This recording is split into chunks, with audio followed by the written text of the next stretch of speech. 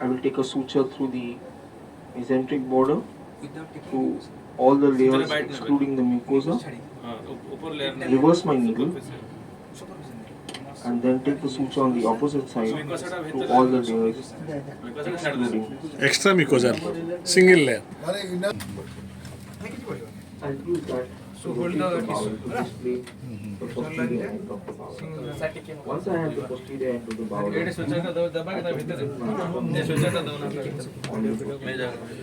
so I'll start from the mesenteric side and work my way to the end. What you know, apart from one small suture here which seems to be posterior, here, and one small suture. I will try to get good.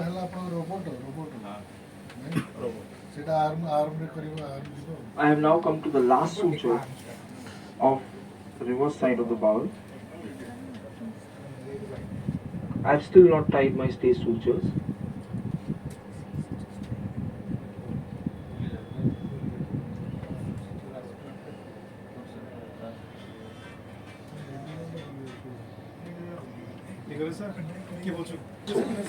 And similarly, on the side limb of the bowel, extra mucosal stitches, as was demonstrated in the first bowel operation.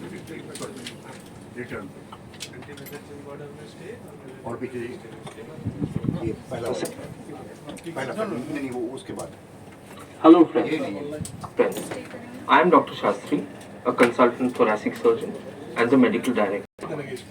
This module is on bowel anastomosis. There are two types of bowel anastomosis that will be demonstrated. In the second, where bowel cannot be removed, then synthetic absorbable suture material.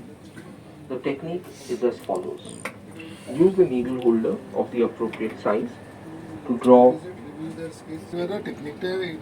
For that, I will first take stay stitches, one on the anti-mesenteric border to the centric border and work your way to the middle, and then start from the mesenteric border and work your way to the middle. So my first suture is extra mucosal